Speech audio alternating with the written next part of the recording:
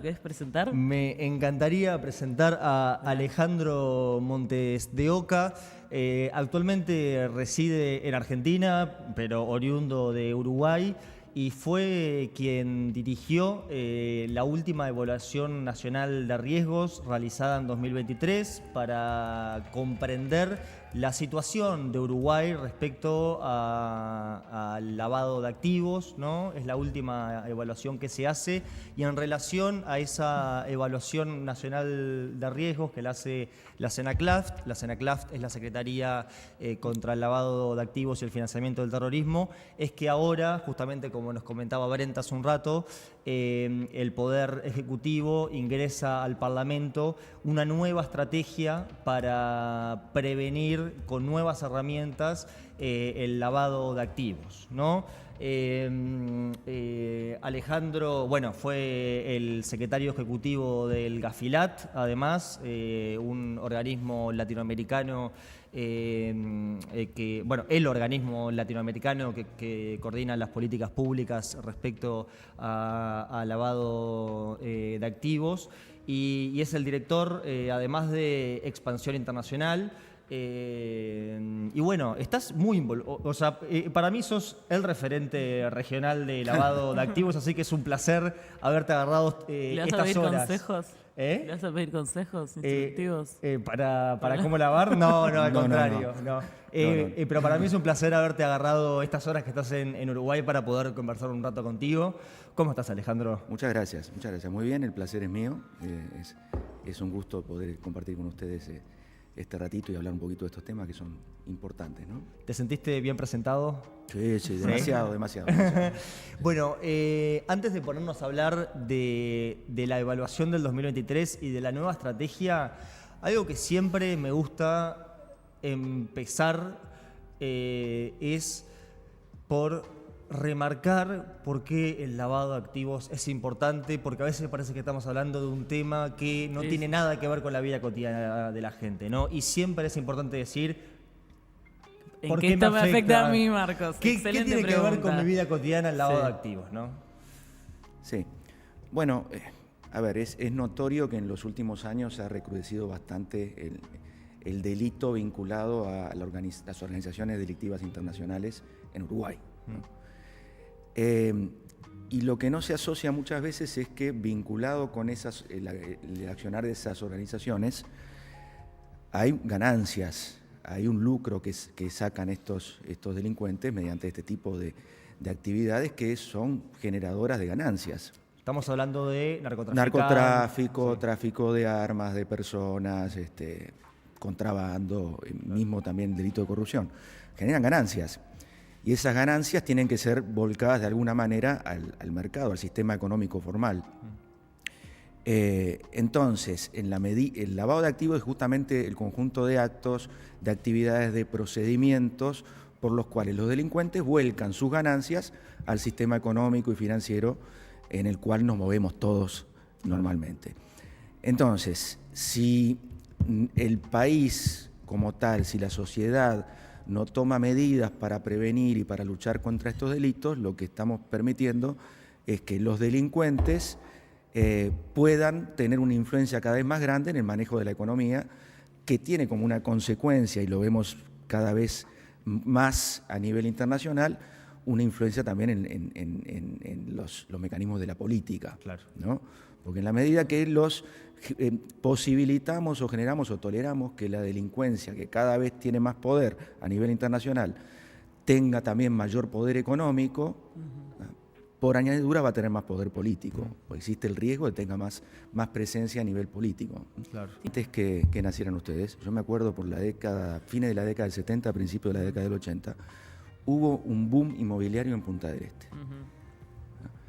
Y por Avenida Roosevelt empezaban a construir torres enormes. Y en un momento resultó que eso era una burbuja inmobiliaria y la mayoría de esas torres quedaron a medio construir. Algunas todavía están a medio construir. Algunas todavía están a medio construir. Y muchas tardaron décadas para ser terminadas.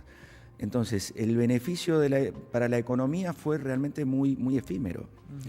Y en general cuando hay detrás de estas... Bueno, de pero, estas- pero en los 90 sí hizo un boom Punta del Este de cosas Sí. terminadas.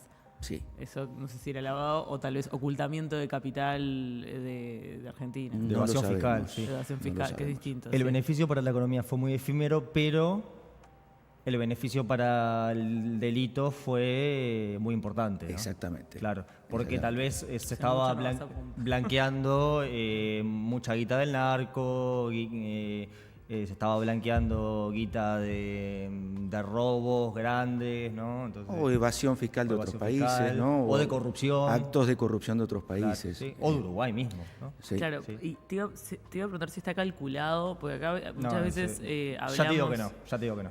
No sabes ni lo que voy a preguntar.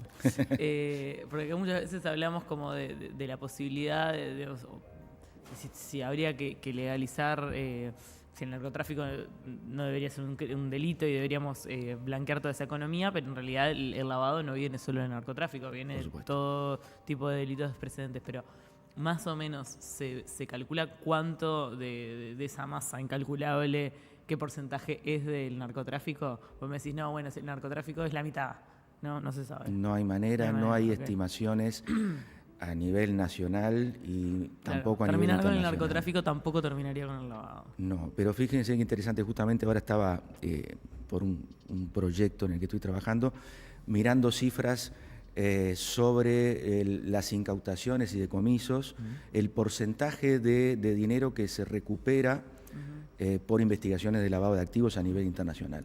Hay una única cifra que se maneja por los organismos internacionales desde hace décadas, que es que el menos del 1% del total del volumen de dinero que se estaría lavando a nivel mundial estaría siendo recuperado por el Estado. Claro.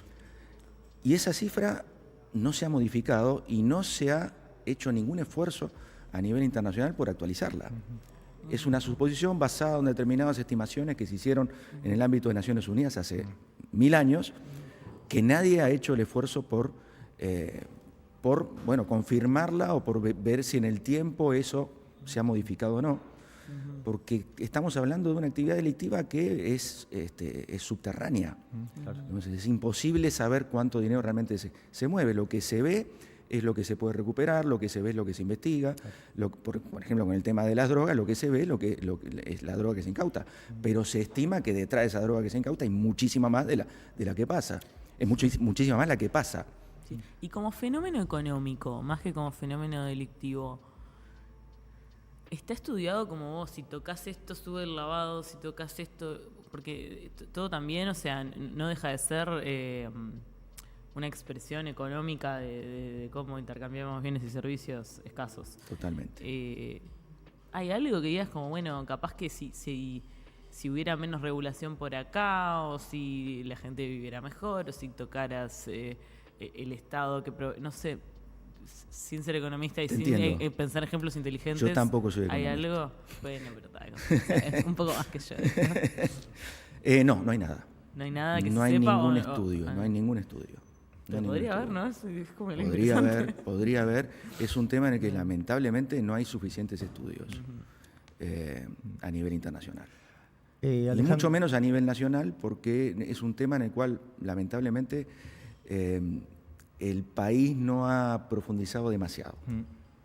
Alejandro, quiero llevarte a la última evaluación nacional de riesgos que se realizó en el año 2023. La anterior había sido en 2014, o sea, 9 años antes, ¿no? Tú fuiste parte de la dirección o la dirigiste tú mismo, ¿no? ¿Cuáles son las principales conclusiones de esta actualización de los riesgos y cuál es el estado de situación de Uruguay, por lo menos al 2023, respecto al lavado de activos? ¿Qué conclusiones principales se pueden sacar? Bueno, entre ellas que el narcotráfico ha avanzado mucho y cuáles otras más. Bueno, a ver, en primer lugar, veníamos hablando de los delitos precedentes que generan ganancias que son potencialmente lavadas, ¿no? Lo que hemos podido ver en esa evaluación nacional de riesgos es que a lo largo de los años ha aumentado no considerablemente el volumen, la cantidad de investigaciones, condenas, incautaciones y decomisos vinculadas a los delitos precedentes de lavado de activos, claro. especialmente narcotráfico, contrabando, también tráfico de personas y tráfico de armas y también corrupción. Y estamos hablando de delitos precedentes que se cometen en el Uruguay o que se cometen en otros países o que tienen su origen en otros países y que tienen sus manifestaciones materiales en el Uruguay. Sin embargo, a ver, vinculado a eso, la cantidad de investigaciones por lavado de activos es insignificante. O sea, en síntesis, Uruguay ha investigado mucho al que tranza o al que lleva la droga, pero no así al que lava la plata, ¿no? Exactamente. Por otro lado, vemos que hay un crecimiento notorio de algunas organizaciones delictivas tipo de base regional, como por ejemplo el PCC en Brasil, que tiene cada vez mayor presencia a nivel regional, incluyendo al Uruguay, que hay que se ha podido verificar a nivel de la región también, Paraguay, Brasil, Argentina y Uruguay, un tráfico importante, un incremento del tráfico de drogas y también de contrabando a través de la hidrovía. Con el PCC, el Clan Marcet, todo eso, que va para Europa a través del puerto de Montevideo. Exactamente. Sin embargo, todo ello no va de la mano de un aumento de las investigaciones por lavado de activos. Y lo que se ve a nivel mundial, además de lo que uno le puede decir, un mínimo razonamiento lógico, es que si hay un incremento de la ocurrencia de delitos precedentes, es lógico que hay un incremento de las ganancias que deberían ser volcadas al mercado. Bueno, el fiscal antilavado dijo que en Uruguay probablemente se lave menos, ¿no? Sí, dijo eso, cosa que me llamó muchísimo la atención en su momento. También dijo que a la evaluación... menos que Que antes. Que probablemente se lavara poco, dijo. Sí. Y dijo que además a la evaluación nacional de riesgos, que había sido bastante consensuada, había que tomarla con pinzas. En la que él participó también. Okay. O sea que me llamó la atención. Pero bueno, no importa. El tema es que hay notoriamente un desarrollo impresionante de las organizaciones delictivas vinculadas al narcotráfico y a otros delitos precedentes en toda la región, impactando en Uruguay. Y que por otro lado, por parte de las autoridades en general, sin mencionar ninguna bandería política específica, porque me parece que es algo que está bastante extendido, no solo en el ámbito político, sino también en la sociedad uruguaya, no se percibe que el Uruguay esté expuesto a ese tipo de organizaciones delictivas. Yo he dicho alguna vez que hay cierta sensación en el Uruguay, cierta percepción espaciotemporal un poco distorsionada, como que nos creemos que el Uruguay tiene fronteras con Luxemburgo, Países Bajos, Bélgica, y no con Argentina, Brasil y a metros de Paraguay y Bolivia. Que son los principales productores de cocaína del mundo, ¿no? Bueno, Bolivia es uno de los principales productores de cocaína, Paraguay de marihuana. En todos los países, en estos países que mencionaba, hemos visto un incremento también de los casos, investigaciones y condenas por lavado de activos, claro. Un incremento notorio de casos de lavado de activos en todos estos países y en Uruguay no. Sí, claro. Como si Uruguay estuviera en otro lugar, como si no fuera afectado para nada por el incremento de actividades delictivas en la región. Pero aparte, en estos últimos 5 años aumentamos 60% la población carcelaria, bueno, ¿no? Y en su mayoría por cuestiones vinculadas a narcotráfico o microtráfico, macrotráfico, pero entonces es extraño que esa plata no se esté lavando, ¿no? Bueno, además de que hoy en día, además del tránsito físico, decía, los efectos materiales de los delitos, los efectos materiales están transitando por Uruguay y el puerto de Montevideo es un puerto por el cual las drogas transitan y se despachan hacia Europa, ¿no? Además de eso, todos los movimientos financieros hoy en día se pueden hacer en forma inmaterial y en forma inmediata, gracias a la tecnología, ¿no?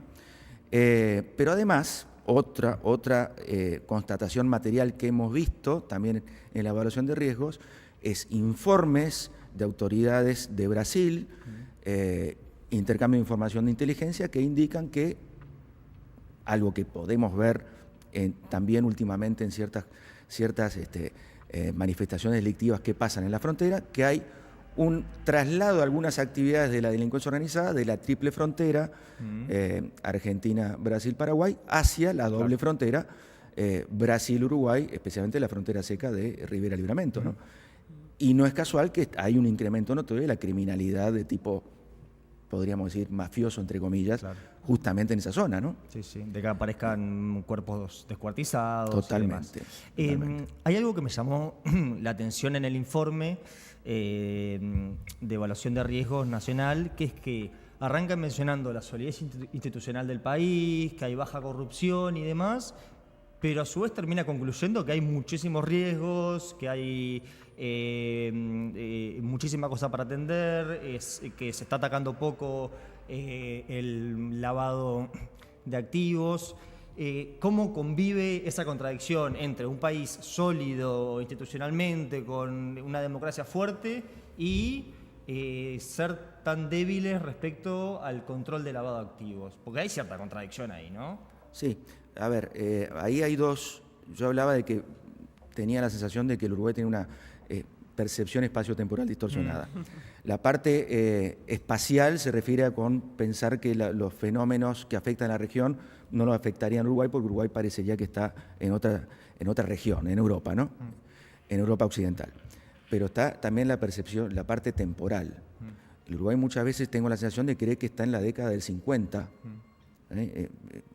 que ganamos Maracaná el año pasado, ¿no? Y que los peligros a los que se encuentra expuesto el país son los mismos que a los que se encontraba expuesto en 1950, ¿no? Que el mundo no cambió. No, campeón del mundo. Entonces, exactamente. Entonces, eso se traduce en que la forma en que el Estado encara la lucha contra la delincuencia, el famoso problema de la seguridad, que se habla tanto, es con herramientas del pasado, pensando que la delincuencia es la delincuencia del pasado, que los instrumentos que utilizan los criminales son los mismos que utilizaban en el pasado, que no utilizan la tecnología que hoy está disponible, que las redes que hay entre los delincuentes locales y de la región y otros países son los mismos que existían hace 50 años, que las modalidades delictivas y sus consecuencias son las mismas que existían hace 50 u 80 años. Bolsos, claro. Y por lo tanto, las herramientas que genera el Estado y los recursos que asigna para combatir el delito son los de hace 50 años. Entonces, vemos que todo aquello que tiene que ver con fortalecer las instancias de gobierno, o del Estado, mejor dicho, tendientes a combatir delitos sofisticados como el lavado de activos, realmente no se apoyan, no se le dan los recursos humanos, ni financieros, ni tecnológicos necesarios. Si comparamos con cualquier otro país de la región, los recursos que el Estado le ha venido asignando a la prevención, a la lucha contra el lavado, es mínimo. En Uruguay. En Uruguay. O sea, a la CENACLAF se le dan menos recursos en relación a otros países, a sus organismos antilavado. La UIF, la Unidad de Inteligencia Financiera, que es quien recibe las informaciones de los sujetos obligados del sector privado, que se denominan reporte de operaciones sospechosas, está en el Banco Central, tiene 12 funcionarios. En Uruguay, 12 funcionarios. Pero no entonces, tiene recursos tecnológicos. Pero vuelvo a mi pregunta inicial. ¿No te parece que hay un interés en dejar siga porque quiero que entren estos dólares a este país? Yo francamente creo ¿De verdad crees que todo el gobierno con todo su corazón quiere detener el lavado? Yo creo que no se considera un problema grave. Creo que no se considera un problema grave. No se cree que, por eso digo que hay una percepción equivocada de las consecuencias que esto implica en el mundo de hoy, no tener controles fuertes sobre eso. Parece que es un problema importante. Pero incluso yo siempre digo lo del tema, qué tan grave es algo, pensarlo si lo hiciera tu vecino. Cuando alguien dice, no, bueno, si mi vecino se rapiñara, seguramente no lo quiero cerca, pero bueno, me enteré que cayó por lavado. ¿Qué va a hacer? Es un contador honesto. Bueno, mirá qué interesante, me gusta lo que dijiste, porque existe como esa impresión o esa noción clásica de decir, bueno, pero un bandido estafó a gente, no sé, en Argentina, como si Argentina estuviera lejos, o un bandido estafó gente en Costa Rica y trae la plata acá y bueno, ¿qué me importa? Pero si el bandido estafa a 200 personas en Uruguay, no, ahí ya cambia. Claro. Sí, sí. Ahí pasa a ser importante el lavado de dinero. Sí, sí, sí. ¿Ah? Pero no se entiende que el mundo está intercomunicado. Sí, claro. Todo nos afecta a todos. Tomo el guante de lo que decías de que Uruguay enfrenta el lavado de activos pensando en la década del 50 o pensando en las anteriores herramientas, y el informe del 2023 que dirigiste habla de nuevos riesgos emergentes como las fintech, las criptomonedas, como riesgos emergentes. Y te llevo hacia esta nueva estrategia que el gobierno está diseñando, que de hecho Jorge Díaz hoy va a presentar en el Parlamento. ¿Qué nuevas respuestas para, bueno, trazar, para intentar incidir, para intentar monitorear las criptomonedas, por ejemplo, o buscará el Estado llevar adelante? Bueno, yo no puedo decir lo que va a buscar el Estado porque no forma parte del Estado ni actualmente no me encuentro trabajando en eso, ¿no? Lo que puedo decir es lo que nosotros propusimos en su momento y que entiendo que se ha mantenido en la estrategia tal como está siendo aprobada, ¿no? Sí, bueno, lo que vimos es un gran desconocimiento en los distintos actores, tanto públicos como privados, de cómo funcionan estas fintech y cómo funciona todo el universo de los activos virtuales. Por lo cual, lo primero que habría que hacer es una evaluación específica de cómo eso está actuando, cómo ese sector está actuando en el Uruguay. No ha habido casos hasta ahora comprobados de lavado de activos a través mediante la utilización de estas herramientas en Uruguay. Pero porque no se han podido monitorear. Porque no se han podido monitorear, porque la regulación no es adecuada. Entonces, el primer paso es conocer el terreno, es decir, conocer la materialidad del sector, que está llamado a incrementar, esa materialidad que está llamada a incrementarse, a crecer, como está pasando en todo el mundo. En todo el mundo, claro. Como está pasando en todo el mundo. Entonces, ver en qué estado se encuentra actualmente el país en ese sentido, ver cómo se puede orientar la regulación para prevenir que estos instrumentos sean utilizados para lavar activos. Y facultar a las autoridades competentes, o quizás asignar competencias nuevas, porque... ¿A estos 12 funcionarios, por lo menos? No, yo creo que con 12 funcionarios no van a poder hacer nada, pero creo que habría que, dentro del Banco Central, Ministerio de Economía y Finanzas, la propia Senaclaf, generar mecanismos de coordinación para prevenir, primero, ubicar el fenómeno, dimensionar el fenómeno, ver quiénes son, cuántos son, qué hacen, cómo lo hacen y ver cómo el Estado puede enfrentar ese tema, ¿no? Y relativamente vinculado a esto, un tema que nos viene interesando mucho con Fernanda.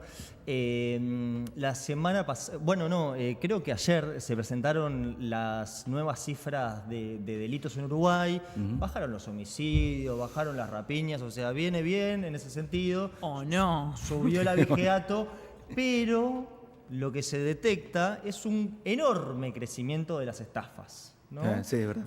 Hay una migración efectivamente del delito a las estafas, y además hay un subregistro enorme de las denuncias. De hecho, el INE reportó, esto lo estoy diciendo más o menos de memoria, pero era menos de un 15%. ¿Cómo hablo yo siempre? Bueno, pero yo intento ser bastante preciso con los números. Recuerdo que era menos de un 15% de las estafas que terminan siendo denunciadas efectivamente. Ahí como delito precedente, ¿no? Las estafas y particularmente las estafas cibernéticas, ¿no? Entiendo que en esta nueva estrategia contra el lavado de activos se considera a la estafa cibernética o a la estafa como un delito precedente del lavado de activos, ¿no? Esto es una incorporación nueva, ¿no? ¿Cómo se va a trabajar respecto a las estafas, sabiendo que ahora funciona mucho lo del cuento del tío o lo del phishing a través de los mails, o que te llaman de un banco y es trucho? ¿Cómo va a trabajar Uruguay, o qué recomiendan ustedes para que Uruguay trabaje respecto a eso?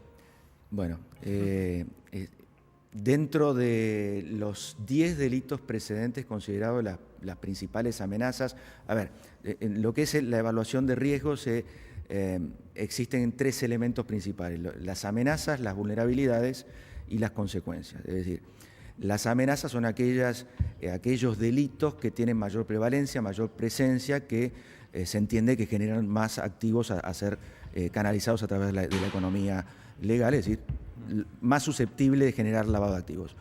Las vulnerabilidades son las debilidades o las deficiencias que tiene el Estado para prevenir y combatir esos delitos.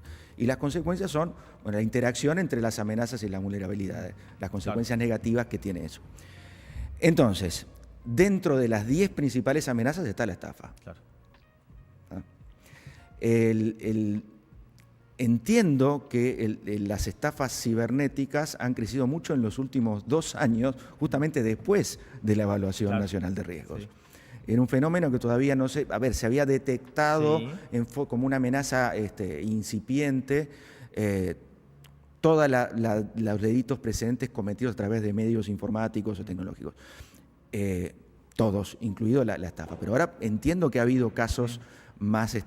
que se han incrementado los casos, como vos decías, ¿no? Hay, entonces, perdón, un pequeño paréntesis. Hay informes internacionales que relatan que con la pandemia, en la migración del delito, dado que la gente estaba encerrada en su casa, hubo una migración de la criminalidad hacia mecanismos cibernéticos, justamente. Totalmente, totalmente. Ahora, ¿qué detectamos? Yo lo que decía es que el sector privado tiene un rol de colaboración, de brindar y suministrar información a las autoridades. Claro. Pero si las autoridades no tienen los recursos y no tienen las capacidades para llevar a cabo las investigaciones, de poco sirve eso. Entonces, una de las cosas, y si uno lee tanto la evaluación de riesgos como la propuesta de estrategia, una de las cosas que hay que ver es que los investigadores no están capacitados para detectar este tipo de cosas y para poder armar casos que puedan ser judicializados. Y es un problema gravísimo. Porque la policía no tiene herramientas informáticas, los funcionarios policiales que participaron tanto en la evaluación como en la estrategia, si nosotros necesitamos capacitación específica sobre investigaciones de lavado de activos y no tenemos herramientas informáticas para hacerlo. ¿Sabes quién va a tener herramientas informáticas para mejorar las estafas?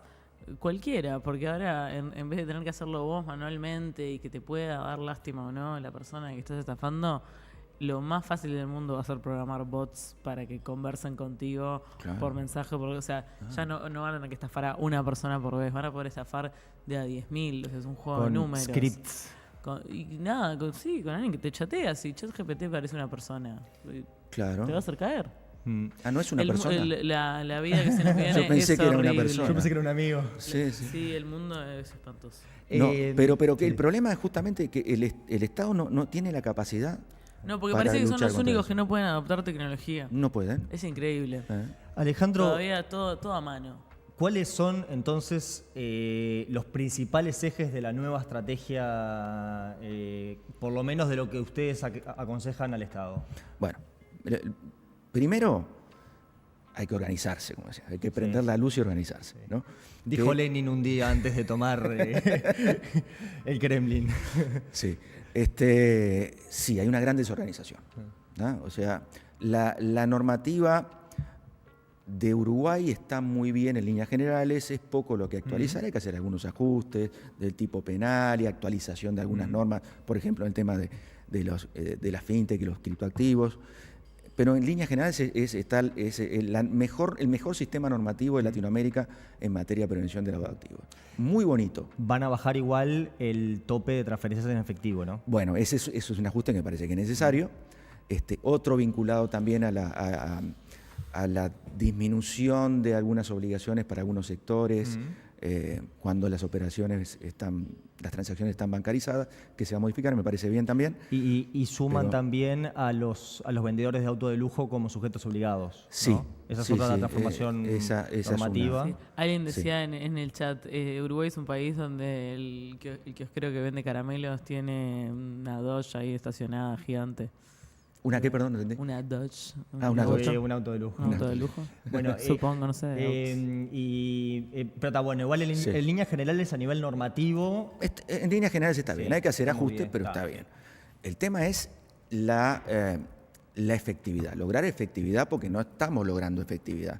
No se está investigando el lavado activo, no se está encontrando a los lavadores. En el momento que se hizo la evaluación de riesgos, había 6 sentencias, se había identificado 6 sentencias de lavado activos en 3 años. Y creo que en los últimos años hubo 4. Entonces, la diferencia, por ejemplo, entre la estrategia anterior y la actual, que la estrategia anterior tenía muchos objetivos vinculados a modificaciones normativas, porque había que actualizar la normativa. Esta tiene pocas recomendaciones desde el punto de vista normativo, tiene más recomendaciones de tipo operativo. Entonces, mejorar la asignación de recursos a todos los organismos competentes, mejorar la coordinación entre las instituciones, mejorar el intercambio de información. Es un país donde hay muchísimo secretismo. Hay mucha limitación en la posibilidad de intercambiar información entre organismos públicos. En el año 2025, Peter Thiel sabe todo lo que haces, pero un ministerio no sabe lo que hace el otro. Es tal cual. A mí se me enojaron mucho la gente de la DGI, porque yo había dicho públicamente que la DGI... Podría ser una app. No dijo eso. No, que la DGI, a revés de lo que está pasando en todos los países de la región, no tenía conciencia de su rol importante en la prevención del lavado de activos y en la investigación del lavado de activos por toda la información que tiene. ¿Y qué decían? Que realmente estaban colaborando mucho, pero no era una colaboración proactiva. Cuando se les solicitaba, estaban brindando información. Pero no entendían que es fundamental el intercambio de información entre todos los organismos públicos que hoy en día no existe, porque se protege el secreto. No es posible hoy en día, por ejemplo, saber cuántos bienes inmuebles tiene el kiosquero de la esquina. Ese que tiene el Dodge estacionado. ¿No es posible saberlo para nadie o para yo? No, hay que hacerlo manualmente en 2025. Salvo que lo pida un fiscal, ¿no? Sí, no. Se lo tiene que hacer manualmente. Lo tienes que hacer manualmente, porque vos no podés entrar al registro y decir cuántos inmuebles tiene Alejandro Montes de Oca. Es imposible. Yo no quiero decir que eso es el lobby de los escribanos, pero si todo esto se hiciera con blockchain, capaz que no necesitaríamos más escribanos. Se habló y los propios representantes de los escribanos dijeron, no, esto hay que cambiarlo. Los representantes del registro de la auditoría interna, todo el mundo estaba de acuerdo con que hay que modificar eso y permitir el acceso a lo que se llama el registro patronímico. Es decir, por nombre yo puedo acceder a todas las propiedades. No, hay que hacerlo a mano, hoy en día, 2025. Bueno, intercambio de información, capacitación a los actores públicos. O sea, fortalecer, no puede ser que nos quejemos todo el tiempo de que no hay suficientes reportes de operaciones sospechosas del sector privado y el sector público no haga nada, no investigue.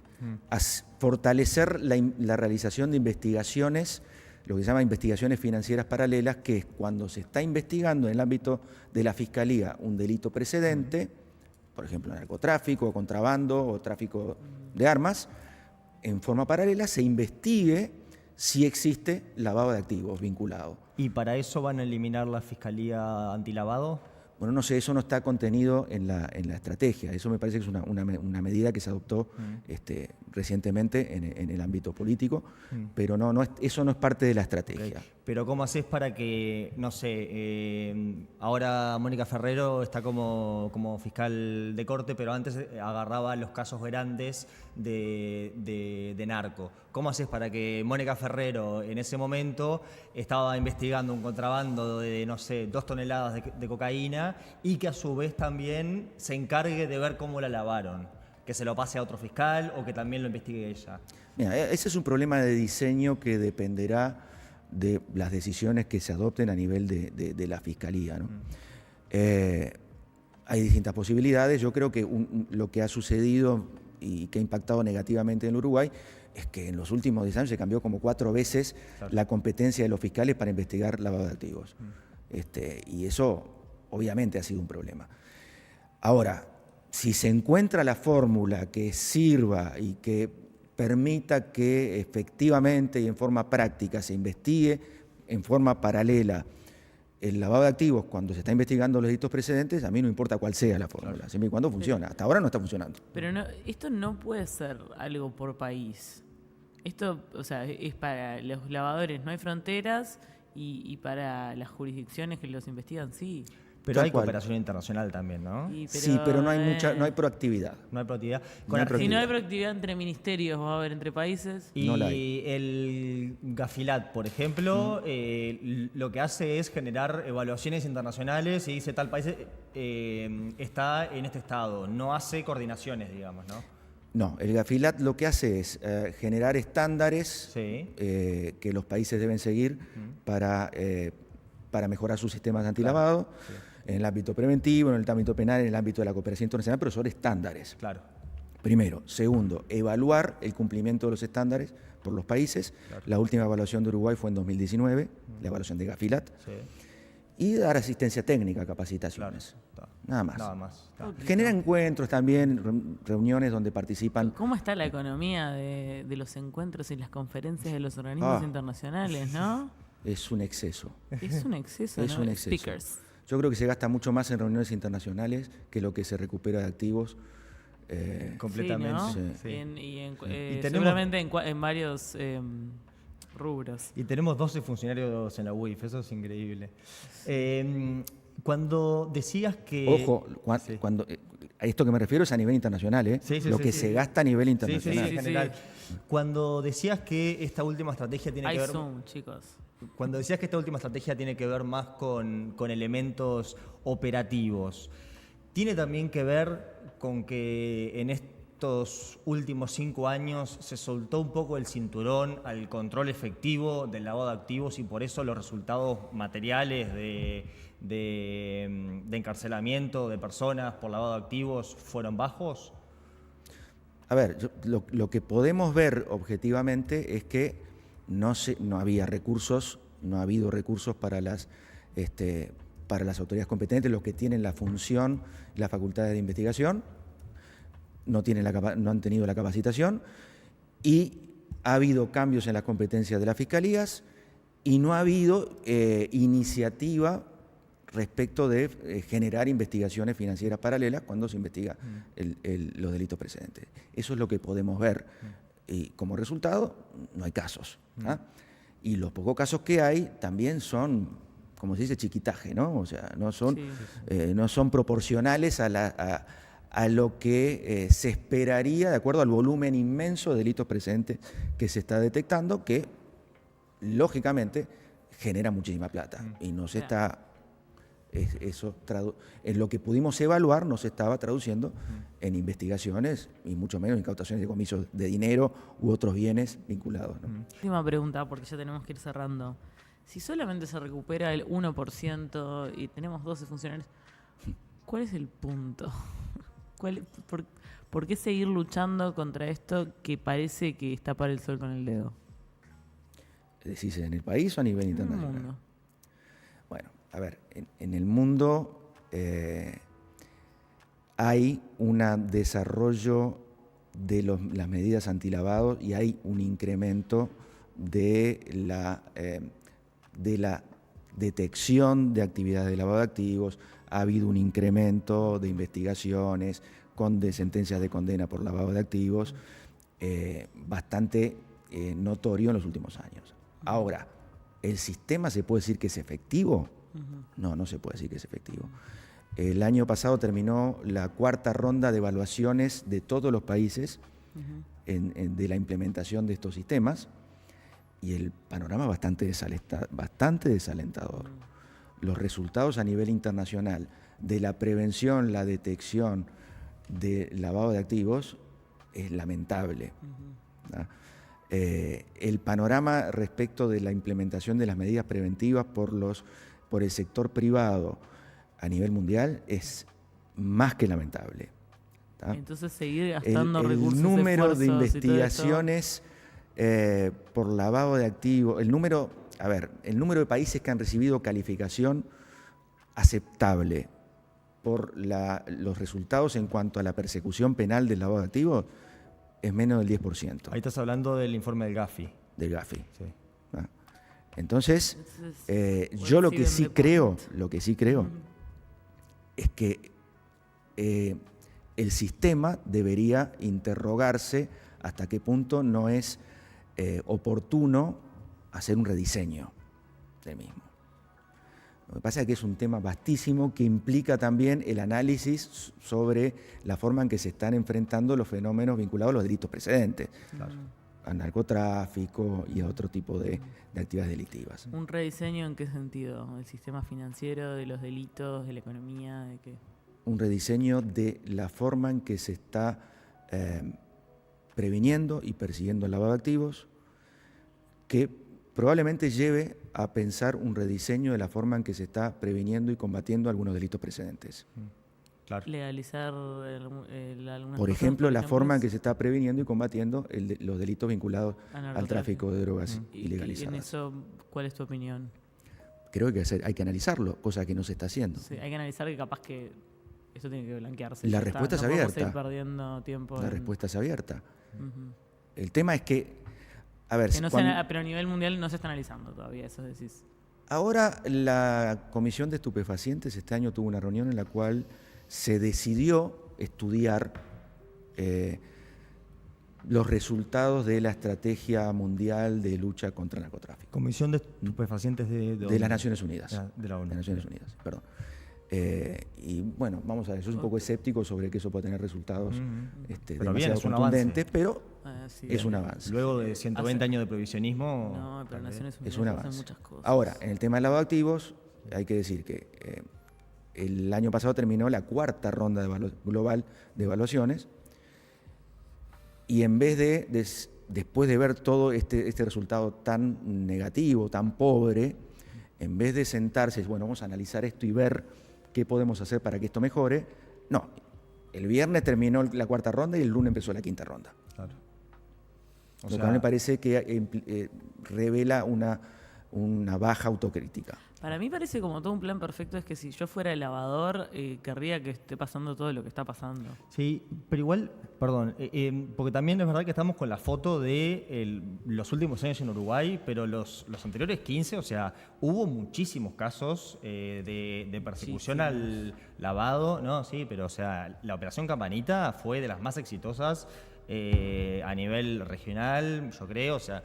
Recuerdo quinquenios anteriores con 30, 40 casos de lavados, de procesamientos vinculados al narco. En este último quinquenio tuvimos 1 o 2 y fueron chicos, ¿no? Pero, o sea, venimos con una foto fea también, pero Uruguay ha perseguido también el lavado de activos, por lo menos vinculado al narco, que es lo que este último informe revela como lo que más viene creciendo, ¿no? Pero Sí, pero ¿sabes qué? Yo creo que cuando el Uruguay tuvo mayor proactividad en la persecución de estos delitos, se debió más a esfuerzos individuales Sí, claro. que a esfuerzos institucionales realmente.